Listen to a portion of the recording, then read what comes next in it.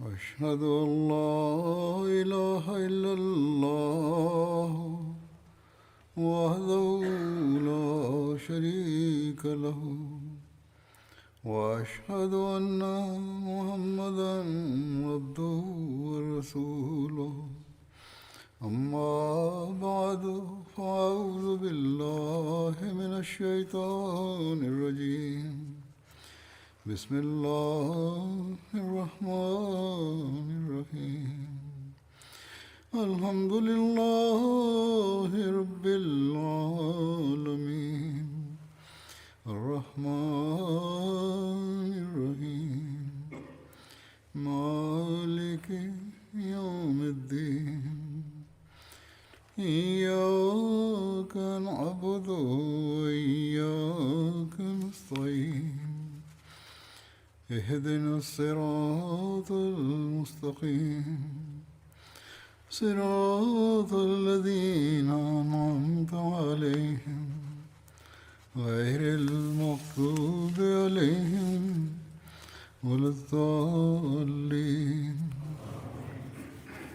حضرت امیرالمومنین ایده الله تعالی به نصر العزیز پس از تلاوت شهادتین و اجتیازه و بسم الله و سوره فاتحه فرمودند: فضائل و مناقب حضرت ابوبکر صدیق رضی الله عنه تعریف می شد. امروز هم همین موضوع ادامه خواهد یافت. از حضرت عایشه رضی الله عنها روایت نقل شده است که وی درباره این آیه الذین استجابوا لله والرسول من بعد ما اصابهم الجرح للذین احسنوا منهم واتقوا اجر عظیم، یعنی آنان که به خداوند و پیامبرش با وجود زخم برداشتن در جنگ احد لبیک گفتند، از میانشان کسانی که به لطف و احسان نمودن و تقوا پیشه کردن برایشان پاداش بزرگ است. به عروه گفته: خواهرزاده پدرت حضرت زبیر و حضرت ابوبکر از مصادیق این آیه بودند. در روز احد به حضرت پیامبر اکرم صلی الله علیه وسلم آسیب رسید و مشرکان رفتند. آنگاه حضرت پیامبر اکرم صلی الله علیه وسلم از باب احتیاط که مبادا قریش برگردند فرمودند چه کسی دنبالشان بیرود؟ آنگاه 70 نفر داوطلب شدند. عروه می گفت که در میانشان حضرت ابوبکر و حضرت زبیر هم بودند. ابو سفیان به هنگام پایان جنگ احد به در ایستاد و گفت سال آینده در همین ایام در محل بدر قول جنگ را می دهم. حضرت پیامبر اکرم صلی الله علیه وسلم این چالش وی را پذیرفتند. آنگاه ابو سفیان با لشکر خود سریعا رهسپار مکه شد.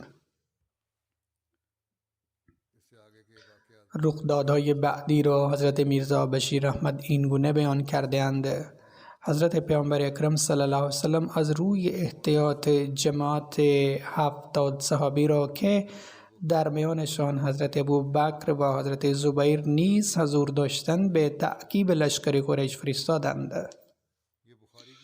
این روایت از بخاری است. مورخان دیگر این گونه تعریف میکنند که حضرت علی یا به بعضی از روایات حضرت سعد بن وقاص را به تعقیب قریش فرستاده بودند و به او فرمودند ببینید که قریش قصد حمله به مدینه دارد یا نه. سپس آن حضرت افزودند اگر قریش سوار بر شترها باشند و اسبها بدون سوار باشند آنگاه بدان که آنان در حال بازگشت به مکه و قصد حمله به مدینه را ندارند، ولی چنانچه آن سوار بر اسبها باشند آنگاه بدان که قصد شان حمله به مدینه است. سپس با تأکید فرمودند اگر لشکر قریش راهی مدینه شود آنگاه بلا فاصله به ایشان اطلاع داده شود. آنگاه ایشان با شور و هیجان بسیار فراوان فرمودند اگر قریش الان به مدینه حمله ور شود به خدا قسم ما روبرویشان می ایستیم و مزه این حملهشان را به آنها می چشانیم. پس این افراد طبق دستور حضرت پیامبر اکرم صلی الله علیه و آله و سلم رفتند و طولی نکشید که این خبر آوردن که لشکر قریش به مکه می رود. حضرت انس بن مالک تعریف میکنند که حضرت ابوبکر پس از وفات حضرت پیامبر اکرم صلی الله علیه وسلم به حضرت عمر گفتند بیایید با هم به نزد ام ایمن برویم و با او ملاقات کنیم. چنانکه حضرت پیامبر اکرم صلی الله علیه وسلم به ملاقاتش می رفتند. وی تعریف کرده که زمانی که ما به نزدش رسیدیم وی گریهش گرفت. هر دو پرسیدیم که چرا گریه میکنید؟ هرچه نزد خداست برای پیامبرش بهتر است. وی در پاسخ گفت میدانم که هر اونچه نزد خداست برای پیامبرش بهتر است، اما الان گریه میکنم چون الان دیگر وحی آسمانی منقطع شده است. حضرت انس میگویند که ام ایمن این دو نفر را هم به گریه انداخت، اینان هم به همراه او شروع به گریه کردند.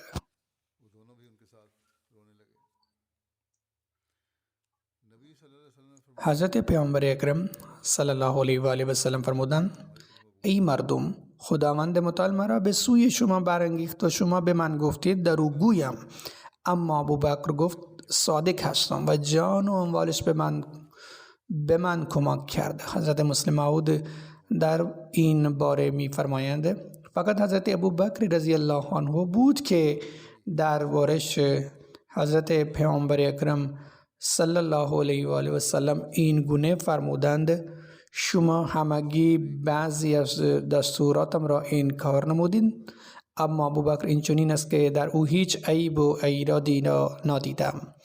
در هنگام صلح حدیبیه زمانی که بین حضرت پیامبر اکرم صلی الله علیه و سلم و قریش مکه پیمان نامه صلح بسته میشد و حضرت پیامبر اکرم صلی الله علیه و سلم ابو جندل را مطابق با شروط پیمان نامه به قریش بازگرداندند، صحابه بسیار برافروخته شدند. حضرت میرزا بشیر احمد با نقل این رخداد می نویسند مسلمانان این منظره را می دیدند و از روی غیرت دینی بسیار ناراحت و خشمگین می شدند، اما در برابر حضرت پیامبر اکرم صلی الله علیه و سلم ساکت بودند.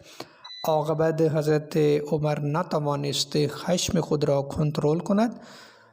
وی نیز حضرت پیامبر اکرم صلی الله علیه و سلم آمد و با صدای لرزان گفت آیا شما پیامبر برحق خدا نیستید؟ آن حضرت فرمودند بله همینطور است. حضرت عمر پرسید آیا حق با ما و دشمن بر باطل نیست؟ آن حضرت فرمودند بله همینطور است. عمر باز پرسید پس ما در رابطه با دین حق خود چرا ذلت و حقارت را تحمل کنیم؟ حضرت پیامبر اکرم صلی الله علیه و سلم با توجه به جوش و هیجانش به اختصار پاسخ دادند که ببین عمر، پیامبر خدا منم و مشیت خدا را به خوبی میدانم و نمیتوانم برعکس آن عمل کنم. وی یار و یاور من فقط اوست. اما حضرت عمر بر جوشش خود هر اون می افسود و گفت آیا شما به ما نفرموده بودید که بیت الله را طواف میکنیم؟ آن حضرت در پاسخ فرمودند بله مسلما گفته بودم، اما آیا این هم گفته بودم که قطعا همین امسال طواف میکنیم؟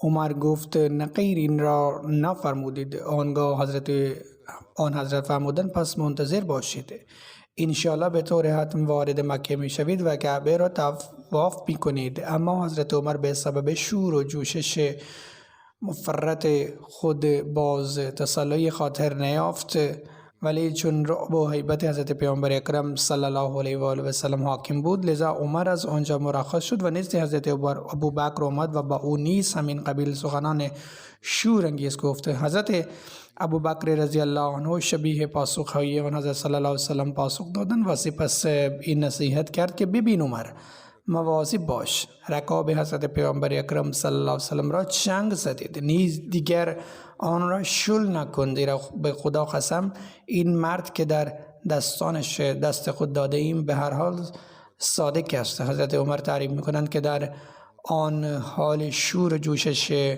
من تمام این سخنان را گفتم، اما بعداً به سبب آن بسیار خجالت زده شدم و برای توبه و رفع تأثیر بد این ضعف بسیاری از اعمال نافله را انجام دادم، یعنی صدقات دادم، روزه گرفتم، نمازهای نافله خواندم و بردگان را آزاد نمودم تا لکه این ضعفم شسته شود.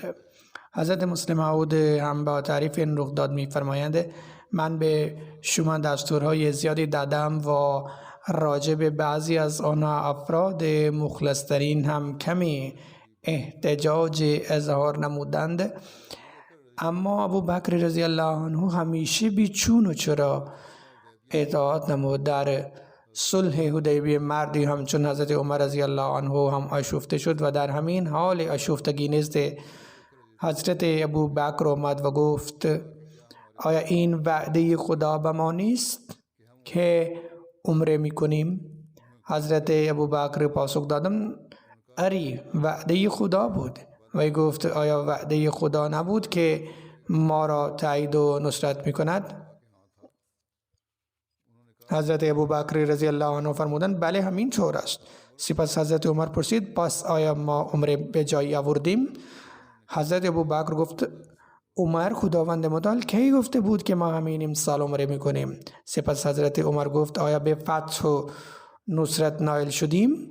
حضرت ابو بکر پاسخ داد خدا و پیامبرش معنی فتح و نصرت را بهتر از ما میدانند. اما عمر از این پاسخ تسلای خاطر نیافت و وی در همین آشفتگی به نزد حضرت پیامبر اکرم صلی الله علیه و سلم رفت و عرض کرد ای پیامبر خدا آیا این وعده خدا به ما نبود که در حال طواف وارد مکه می شویم؟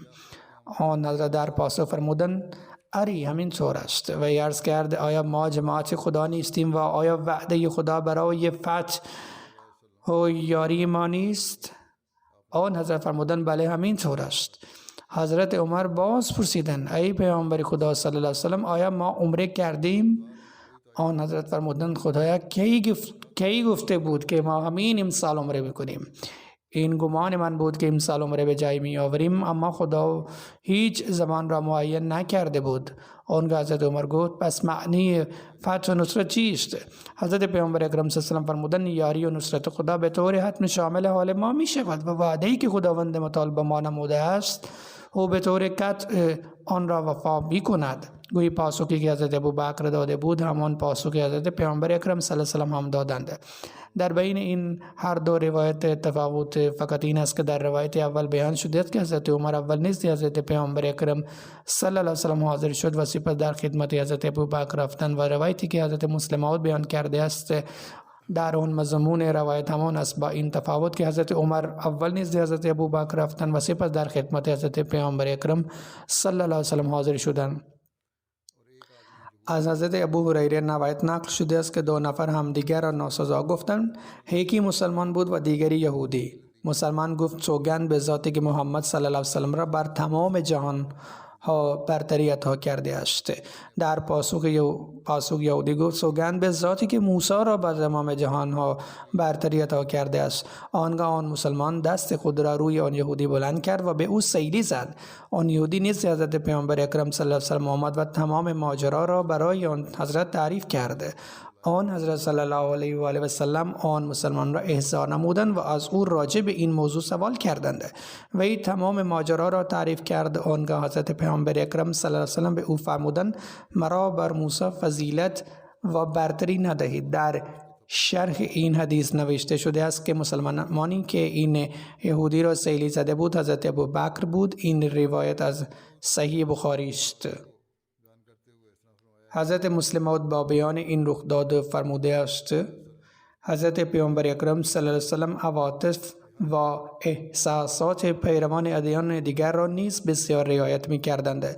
باری جلوی حضرت ابو بکری که یهودی گفت سوگند به موسی که خداوند او را بر سایر پیامبران فضیلت و برتری عطا کرده است. بر آن حضرت ابو بکر به او سیلی زد. زمانی که خبر این رخداد به حضرت پیامبر اکرم صلی الله علیه و سلم رسید آن حضرت به فردی همچون حضرت ابو بکر بسیار سرزنش نمودند. حضرت مسلم موعود می فرمایند که دقت کنید دولت متعلق به مسلمانان است. یک یهودی حضرت موسی را بر حضرت پیامبر اکرم صلی الله علیه و سلم فضیلت میداد و چنان به لحن عجیبی سخن میگوید که فردی مهربان همچون حضرت ابوبکر هم به خشم می آید و او را سیلی میزند. اما حضرت پیامبر اکرم صلی الله علیه و سلم حضرت ابوبکر را سرزنش میکنند و میفرمایند تو چرا این کار را کردید؟ وی حق دارد هر عقیده‌ای بخواهد داشته باشد. اگر این عقیده‌اش باشد آنگاه میتواند آن را به زبان هم بیاورد. حضرت مسلم موعود با ذکر عشق و محبت حضرت ابوبکر به حضرت پیامبر اکرم صلی الله علیه و سلم می‌فرمایند که رابطه حضرت ابوبکر با حضرت پیامبر اکرم صلی الله علیه و سلم مبتنی بر عشق بود. زمانی که ایشان برای رفتن به مدینه از مکه خارج شدند آن زمان هم میانش با آن حضرت عاشقانه بود و زمانی که زمان وفاتش فرا رسید آن زمان هم رابطه عاشقانه بود. پس زمانی که بر آن حضرت صلی الله علیه و سلم سوره اذا جاء نصر الله والفتح فرأیت الناس یدخلون فی دین الله افواجا فسبح بحمد ربک واستغفر انه کان توابا نازل شد که در خفا خبر از وفات آن حضرت داشت و حضرت پیامبر اکرم صلی الله علیه و سلم خطبه‌ای خواندند و در آن نزول این سوره را ذکر نمودند و سپس فرمودند خداوند متعال بنده خود اختیار رفاقت خویش و یا پیشرفت دنیاوی داد و من رفاقت خدا را انتخاب نمودم. با شنیدن این صورت تمام صحابه از شادی شروع به درخشیدن کرد و همگی شعار الله اکبر سر دادن و گفتن الحمدلله که این ایام فرا می رسد. اما وقتی همگی شاد و خوشحال بودن حضرت ابوبکر داشت گریه می کرد و با بی تابی و بیقراری می گریست و گفت یا رسول الله بر شما پدر و مادر و اهل و عیالم فدا باشند. به خاطرتان برای هر فداکاری ما دهیم گویی چنان که در هنگام بیماری شدید عزیز خود گوسفند سر میبریم همینطور حضرت ابوبکر خود و تمام عزیزان خود را فدای حضرت پیامبر اکرم صلی الله علیه و سلم نمود. با دیدن گریه و این سخن حضرت ابوبکر بعضی از صحابه گفتند ببینید این پیرمرد چی شده است؟ خداوند متعال به یک بنده خود اختیار داده است که رفاقت خدا را انتخاب کند یا پیشرفت دنیاوی را و وی رفاقت را انتخاب نموده است و چرا گریه میکند؟ در این سوره به فتوحات اسلامی وعده داده می شود که لذا صحابی جلیل القدر همچون حضرت عمر هم از گریه کردن حضرت ابوبکر حیرت زده شد. حضرت پیامبر اکرم صلی الله علیه و سلم متوجه این استعجاب مردم را شدند و با دیدن بیقراری حضرت ابوبکر برای تسلای خاطرش فرمودند ابوبکر مرا آنقدر عزیز است که اگر جایز بود که غیر از خدا کسی دیگر را خلیل و دوست بگیرم وی را انتخاب میکردم، اما وی دوست منو و صحابی است. سپس افزودن دستور میدهم که از امروز تمام پنجره های خانه ها که به درون مسجد باز میشوند بسته شود به جز پنجره حضرت ابوبکر. و این گونه حضرت پیامبر اکرم صلی الله علیه و سلم از عشق حضرت ابوبکر تقدیر نمودند، زیرا این عشق بود که به پیامبر اکرم صلی الله علیه و سلم تفهیم نمود که پشت این خبر فتح و نصرت خبر وفات حضرت پیامبر اکرم صلی الله علیه و آله و سلم داده شده است و وی جان خود و جان عزیزان خویش را خواست که فدای آن حضرت صلی الله علیه و سلم کند، اما آن حضرت زنده بمانند. بر وفات حضرت پیامبر اکرم صلی الله علیه و سلم هم حضرت ابوبکر نمونه عالی از عشق خود نشان دادند. خلاصه در غار ثور حضرت ابوبکر به خاطر جان خود ابراز نگرانی نکرده بودند، بلکه وی نگران جان حضرت پیامبر اکرم صلی الله علیه و آله و سلم بود و به همین دلیل خداوند متعال به طور خاص وی را تسلای خاطر داد و همیشه و هرگاه ابراز نگرانی کرد آن را از روی عشق به حضرت پیامبر اکرم صلی الله علیه و سلم ابراز نمودند. در جای حضرت مسلم موعود رضی الله عنه می‌فرمایند در احادیث مذکور است که باری حضرت عمر و حضرت ابوبکر مناقشه کردند و این مباحثه شدت گرفت. حضرت عمر زود رنج بودند و به سبب این حضرت ابوبکر مناسب دانست که از آنجا بروند تا این مباحثه طول نکشد. حضرت ابوبکر سعی نمود که از آنجا برود، اما حضرت عمر جلو رفت و پیراهن او را گرفت تا او نباید بدون عشق که بهش پاسخ بدهند از آنجا بروند. هنگامی حضرت ابوبکر دامن خود را در کشید پیراهنش پاره شد. او از آنجا به سوی خانه خود راه افتاد، اما حضرت عمر رضی الله عنه مردد شد که شاید حضرت ابوبکر با قصد شکایت به پیامبر اکرم صلی الله علیه و سلم رفته است. حضرت عمر دنبال او رفتند نیز بتواند پیامبر اکرم پیش پیامبر اکرم صلی الله علیه و سلم حجت و دلیل خود را بیان بکند، اما در راه حضرت عمر حضرت ابوبکر را گم کرد، چون حضرت عمر گمان برده بود که حضرت ابوبکر با قصد شکایت در بارگاه پیامبر رفتند. بنابراین او نیز مستقیما در خدمت ایشان صلی الله علیه و آله و سلم باریاب شد. هنگامی حضرت عمر به آنجا رسید متوجه شد که حضرت ابوبکر آنجا حضور نداشته بود، اما چون در قلب خود ندامت را حس می کرد، بدین علت در خدمت آن حضرت صلی الله علیه و سلم عرض کرد که یا رسول الله، من مرتکب اشتباه شده ام و با حضرت ابوبکر تند و خشن رفتار کرده ام. حضرت ابوبکر تقصیری ندارد و من مقصرم. هنگامی حضرت عمر در خدمت اقدس باریاب شد، کسی دنبال حضرت ابوبکر رفت و به ایش گفت که حضرت عمر در خدمت پیامبر اکرم صلی الله علیه و سلم از تو شکایت کرده است. در قلب حضرت ابوبکر این خیال خطور کرد که من باید برای براءت خود در خدمت پیامبر اکرم صلی الله علیه و سلم بروم تا بتوانم دیدگاه خود را مطرح کنم. هنگامی حضرت ابوبکر در مجلس پیامبر اکرم صلی الله علیه و آله و سلم رسیدن، حضرت عمر داشتن عذر خواهی می‌کردند که یا رسول الله، من مرتکب این تقصیر شده‌ام که پیراهن حضرت ابوبکر را پاره کردم. زمانی که حضرت رسول کریم صلی الله علیه و سلم این حرف را شنیدن، رنگ چهره ایشان از شدت خشم متغیر گشت. ایشان فرمودند ای مردم، به شما چی شده ای؟ وقت سایر جهان این کار مرا می کرد و شما نیز مخالف من بودید. ابوبکر به من ایمان آورد و از هر لحاظ یار و یاور من شد. سپس با دل سردی فرمودند چرا هنوز شما دست از سر من و ابوبکر بر نمی دارید؟ هنوز ایشان داشتن این حرف را می زدند که حضرت ابوبکر وارد شدند. در بیان شرح بعدی این نقطات حضرت مسلم موعود رضی الله عنه می افزایند و هنگام ورود روی کرده حضرت ابوبکر را بیان می فرمایند و در مقدمه گفتند این نموذج عشق واقعی می باشد که به جای این که عذر و حیله را در می آورد که یا رسول الله من اشتباه نکردم بلکه عمر خطاکار بود، هنگامی او دید که پیامبر اکرم صلی الله علیه و سلم ازرده خاطر شده اند، حضرت ابوبکر از حیث عاشق حقیقی تحمل نکرد که موجب ازردگی پیامبر اکرم صلی الله علیه و آله و سلم شود. همین که آنجا رسید زانو زد و عرض کرد که یا رسول الله، عمر تقصیری نداشت، من مقصر بودم. بنگرید ببینید که ابوبکر چه عاشقی حقیقی بود. او تحمل نکرد که معشوق وی ازرده خاطر شود.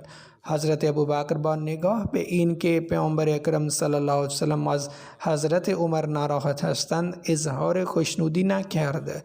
حضور انور اینجا می فرمایند معمولا مردم عادت دارند که وقتی آنها می بینند که مخالفینشان سرزنش می شوند خوشحال می گردند، اما این عاشق حقیقی از این امر خوشش نیامد که پیامبر اکرم صلی الله علیه و سلم به هیچ وجه ازرده خاطر شوند. او گفت که خودم را مقصر نشان میدهم، اما نمیتوانم که معشوقم رنجیده خاطر شود و به شکست نفسی عرض کرد که یا رسول الله، عمر خطا کار نبود، من اشتباه کردم.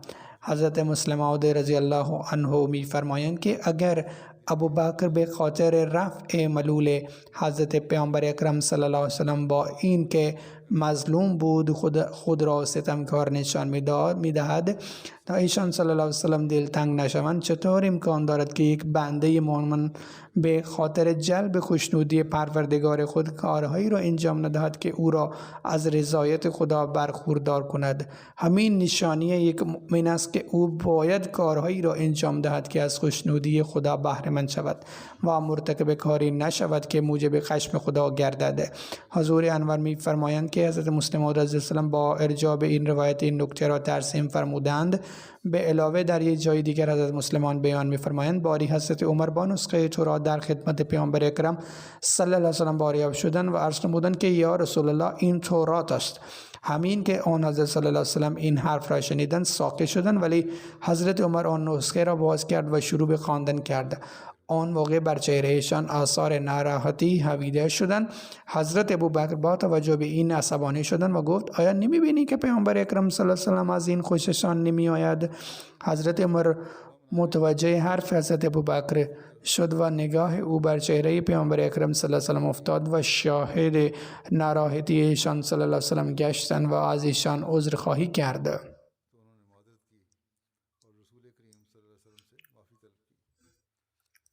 حضرت مسلم او در تفسیر یک آیت این رویداد را بیان کردند و فرمودند که ناراحتی پیامبر اکرم صلی الله علیه و آله و سلم به سبب آن آیت بود که خلاف تعلیم قرآن بود، نه به دلیل اینکه چرا او تورات را می‌خواند. شرح آن در تفسیر کبیر جلد 6 در ضمن آیه سوم سوره نور مرقوم است. اگر کسی تمایل دارد و می‌خواهد که تفسیر آن آیت را بخواند، او بتواند از آنجا مراجعه بکند. حضرت مسلم موعود رضی الله عنه می‌فرمایند همچنان که اصحاب متابعت پیامبر اکرم صلی الله علیه و آله و سلم می‌کردند، پیامبر اکرم صلی الله علیه و سلم اطاعت می‌کردند. نظیر آن میتواند از یک رویداد حضرت ابوبکر یافت می شود. هنگامی پس از درگذشت پیامبر اکرم صلی الله علیه و سلم بعضی قبایل عرب از پرداختن زکات دست کشیدن. حضرت ابوبکر آماده شد که تا علیه آنها بجنگد.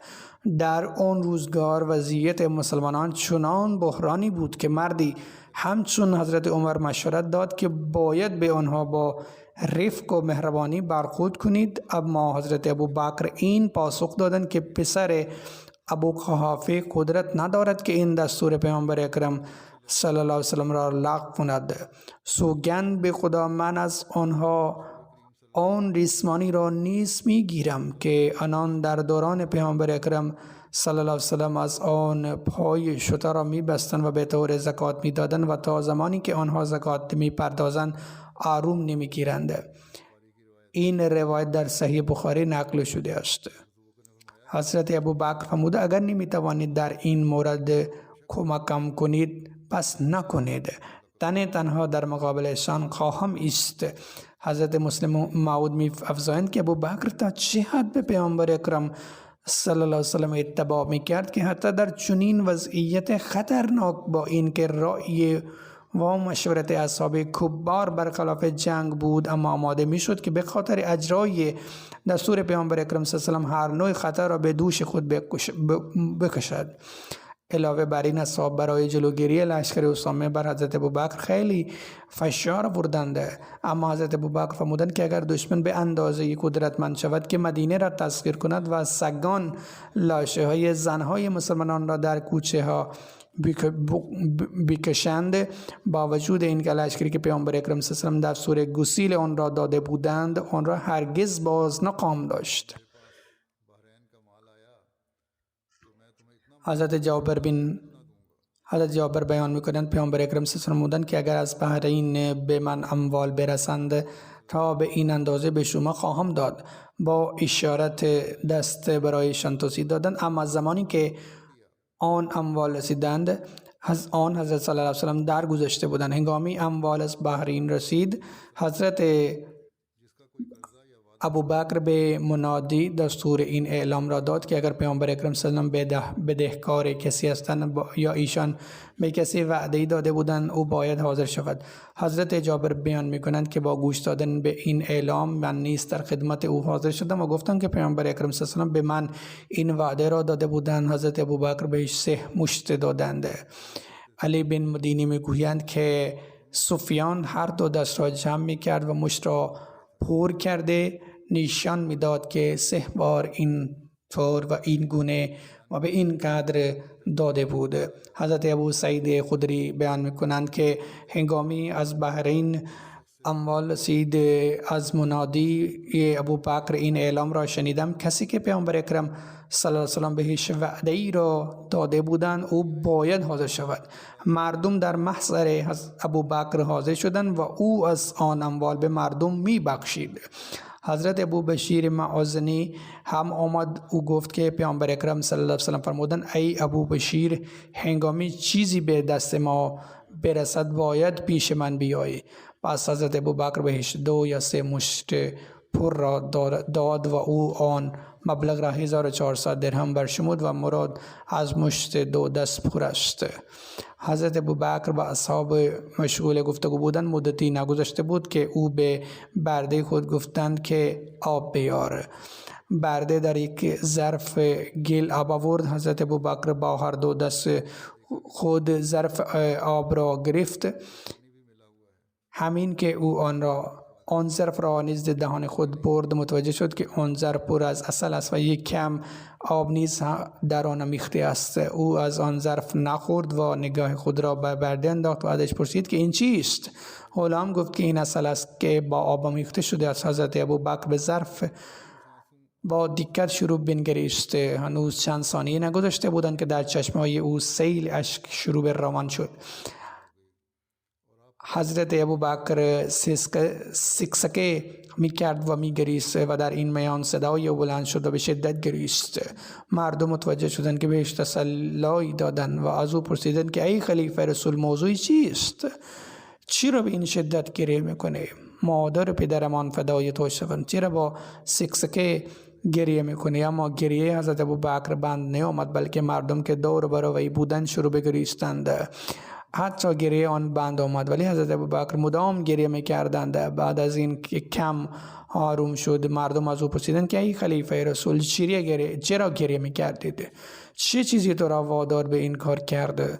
حضرت ابوبکر از دامن لباس خود اشکها را پاک کرده و حواس خود را جمع کرده و فرمود من در ایام مرض الموت پیامبر اکرم صلی الله علیه و آله و سلم نیز ایشان بودم و به آن حضرت صلی الله علیه و سلم دیدم که چیزی را از دست خود هرد می کردند اما من نمی توانستم که آن را ببینم و او با صدای نحیف می فرمودند که از من دور شو بر خودم دیدم اما چیزی را نیافتم.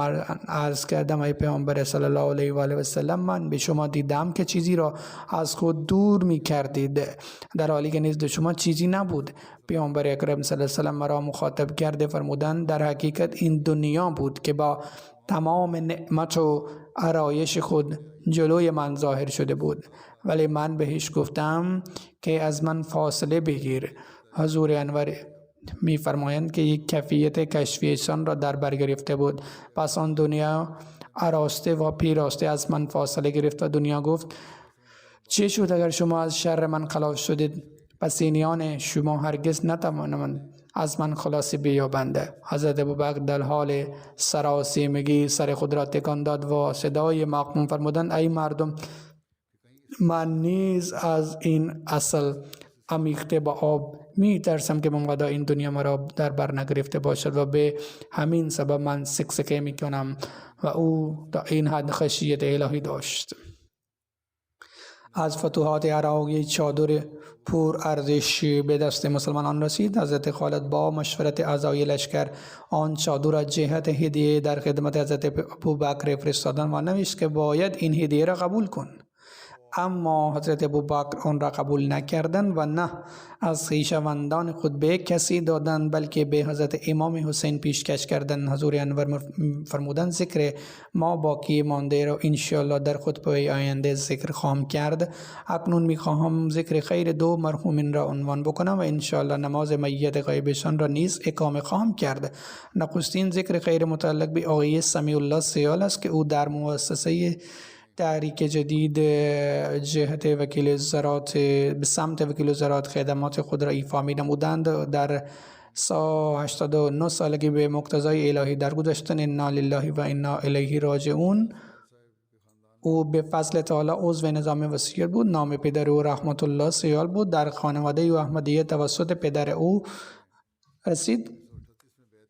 او در دوران خلافت حضرت خلیفه سوم مسیح در سال 1938 بیعت کرده بود. در آن زمان آقای سمیع الله سیال 4 ساله بود. هنگامی خبر بیعت او به همسرش رسید ازش طلاق خلا گرفت و به سرش را همراه خود برد. وقتی این ماجرا در خدمت حضرت خلیفه سوم مسیح پیش شد.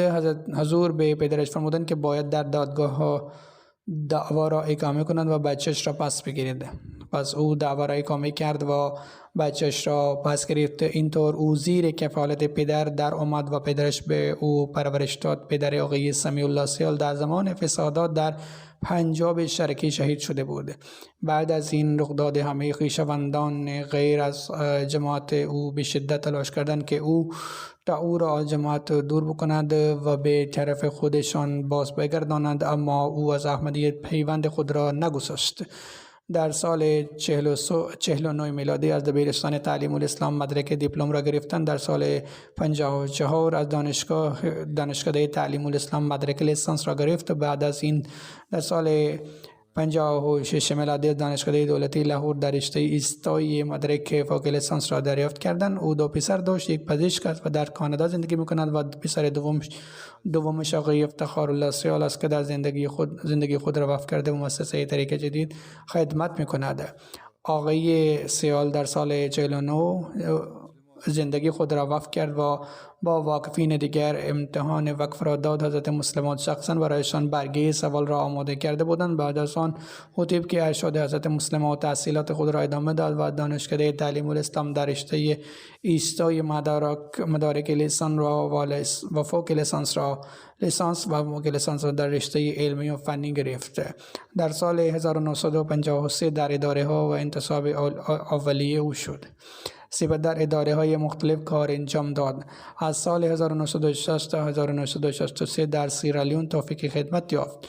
در سال 1983 حضرت خلیفه چهارم مسیح او را به سمت وکیل کشاورزی و صنعت تجارت منصوب کردند و از سال 1988 تا 1999 به عنوان وکیل دیوان و از سال 1999 تا 2012 به عنوان وکیل کشاورزی و صنعت و تجارت توفیق خدمت یافت و از سال 2012 تا زمان وفاتش به عنوان وکیل کشاورزی منصوب بودند.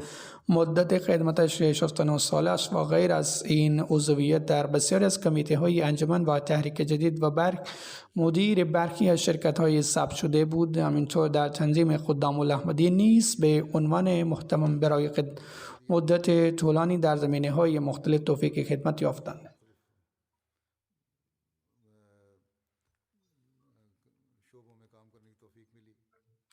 همسرش خانم امت الحفیظ سیال میگویند که در 64 ساله زندگی زناشویی دیدم که او مرد بسیار خوب، همدرد و متوکل و دوستدار بود. بر تمام کارهایش به دیگران اولویت میدادند. دستور خلیفه زمان را برای کاری دیگر اولویت میدادند. او میگویند که وقتی ازدواج کردم در همان ابتدا برایم توضیح داد که من یک فداکار هستم و همسر فداکار هم فداکار باید باشد. بعداً میگویند او شخص بسیار غریب پرور بود. مهمان نوازی هم در خانه ما خیلی زیاد بود. پسرش افتخار الله سیال میگویند که وفاداری و عشق به جماعت از همان دوران کودکی در وجودش بود.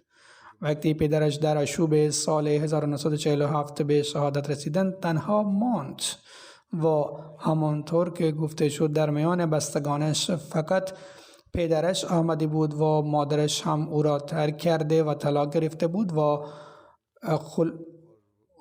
رفته بود و بستگانش به او گفتند که احمدیت را ترک کن و ما تمام مخارج دنیوی و تحصیلی تو را متقبل می شویم. اما به دلیل عشق او به احمدیت و اعتقاد به راستی احمدیت پاسخ داد حتی اگر من از گرسنگی بمیرم احمدیت را ترک نمی کنم و سپس همیشه به ایمانش پایبند می بود.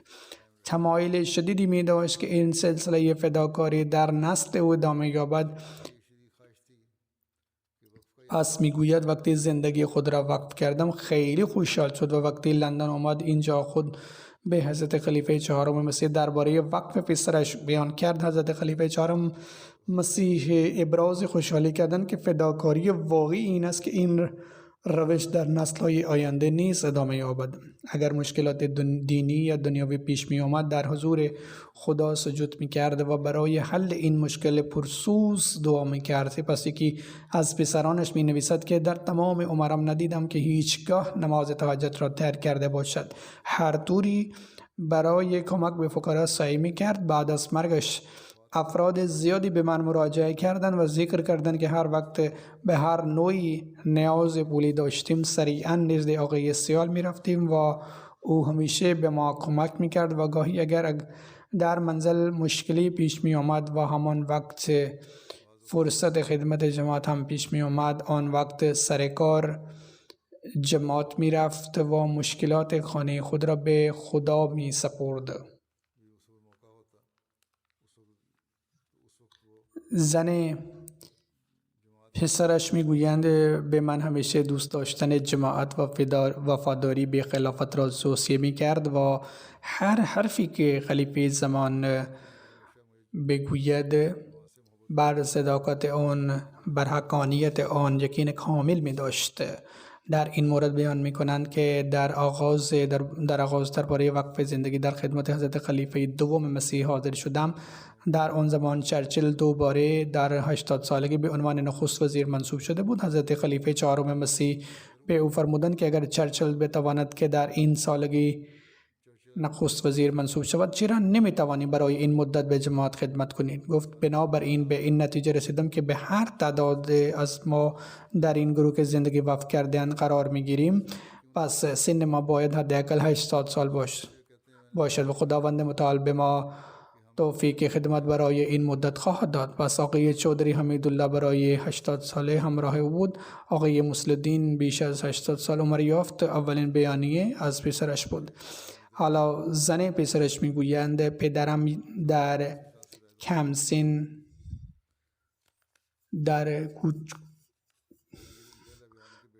بودن، من وقتی کوچی بودم فوت کرده بودن و از او محبت پدرانه گرفتم. در 22 سال زندگی زناشویی خود همیشه مهربانی و محبت پدرانه را از او دیدم. عاشق حقیقی احمدیت و عشق عمیق با خلافت می‌ورزید و مهمان نواز و غریب پرور و مرد راست بود.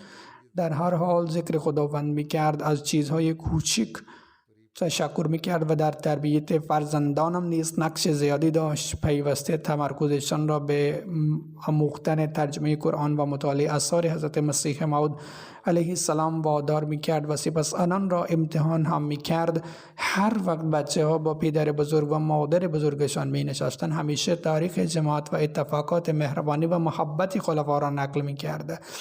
اگر کوچکترین بچه هم وارد خانه میشد، بدون مهمان نوازی اجازه خروج از خانه نمیداد. آقای باسل نایب وکیل کشاورزی می نویسند که آقای سمیع الله سیال بسیار همدرد و به خلافت عشق و علاقه زیادی می داشت و همچنین با کارمندان اداره کمک مالی می کرد. همیشه توصیه می کرد که با خلیفه زمان در ارتباط باشید. همیشه می گفت که از هر سکه جماعت باید محافظت کنید و از هر پول جماعت باید محافظت کنید و آنچنان که حضرت مسیح موعود علیه السلام فرمودند، نگرانی این نیست که پول از کجا تأمین می شود، بلکه نگرانی واقعی این است که نگهداران این پول از کجا می آیند. بعد می گویند که هرگاه وقف زندگی یا کارمند یا هیچ احمدی برای ملاقات می آمد، می گفت که برکت در خدمت جماعت است و خداوند متعال به او بسیار عطا می کند و خدای متعال تامین نیازهای او می کند. درباره خود مثال می دهد که من هیچ چیزی نبودم و خداوند چیزهای زیادی به من عطا کرده است و این فقط به توسط برکات وقف است. خانم نسرین هایی می گویند که او یکی از مهمترین اعضای خانواده ما بودند. مادرم و پدرم همیشه خیلی به او احترام می‌گذاشتند. او هیچ دختر نداشت. وقتی 7 یا 8 ساله بودم، او و عمویم مرا به فرزندی پذیرفتند و بعد از آن تا ازدواج به آنها ماندم.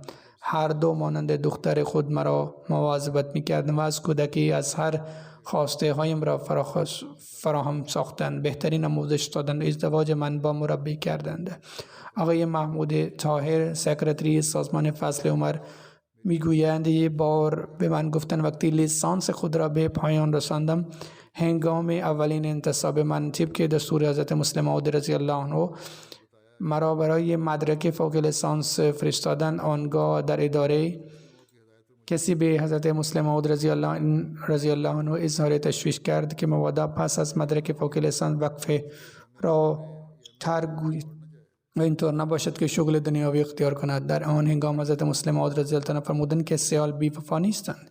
آقای عمران بابر افسر جایداد تحریک جدید و وقفه زندگی میگویند که من برای 15 سال فرصتی همکاری با او داشتم. خیلی قوی اعصاب بودن، هرگز در مورد کار جماعتی از ملاقات و صحبت و افسر رسمی اعتراض نکرد و هر وقت فرصتی برای سفر با قطار پیدا میکرد در طول سفر با صدای بلند تبلیغ میکرد تا همه اطرافیان هم بشنوند.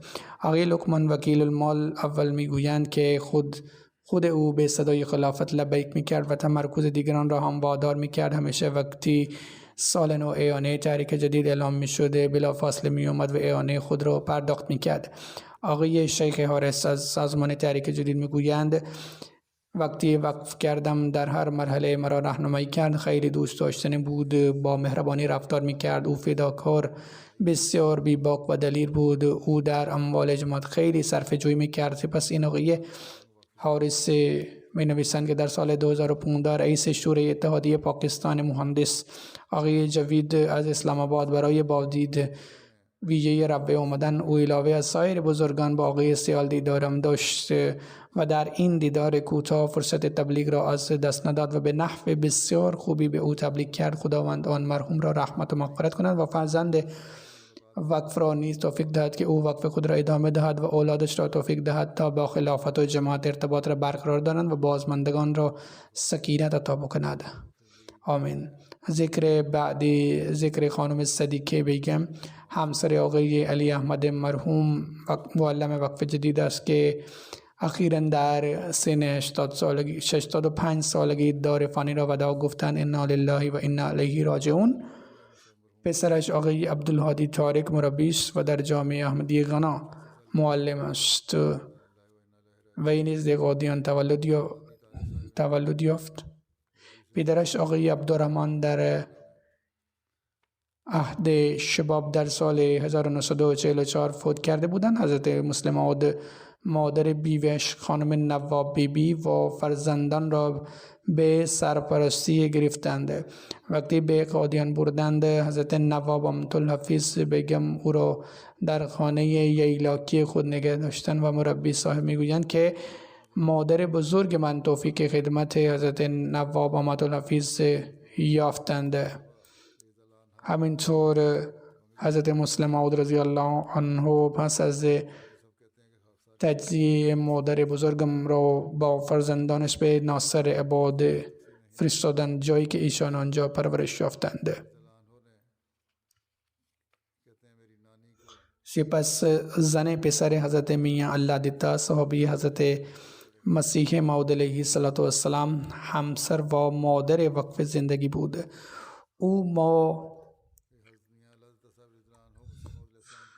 او همسرش مانند فداکاران واقعی با روحی فداکاری زندگی کرد و از همسر وقف زندگی خود در انواع شرایط وخیم حمایت کرد. او در تمام عمرش از هیچ کس نخواست و مطالبه نکرد. او دارای خوبی‌های زیادی داشت که از آن جمله تواضع، ترس از خدا، مهمان نوازی، درویشی، ملایمت، سادگی، قناعت، بردباری، شجاعت، صبر، سترپوشی و حوصله بی پناه داشتند. در تمام عمرش از هیچ کس شکوه شکایت نکرد و هیچگاه از کسی غیبت نکرد. همیشه با بستگان و دیگر رفتار محبت و اخلاص کرد. به جز نماز پنجگانه نماز تهجد هم می‌خواند. همینطور روزانه تلاوت قرآن کریم می‌کرد. در روزهای اخیر با وجود بیماری چون نتوانست نماز را بخواند از خداوند دعا می‌کرد که ای خدا این قدر صحت و قوت عطا بکند که تا بتوانم از تو دعا کنم و نماز بخونم. در بازماندگانش 2 دختر و 3 پسر دارد. همانطور که بیان کردم یک پسر آقای عبدالهادی مربی هستند و به دلیل انتصاب در غنا نتوانستند در جنازه مادرش شرکت بکنند. خداوند همه آنان را صبر و حوصله عطا بکند و توفیق بدهد که نیکی‌هایش را ادامه بدهند و مرحوم را ببخشد و مورد غفران و رحمت خود قرار بدهد و درجاتش را بالا ببرد.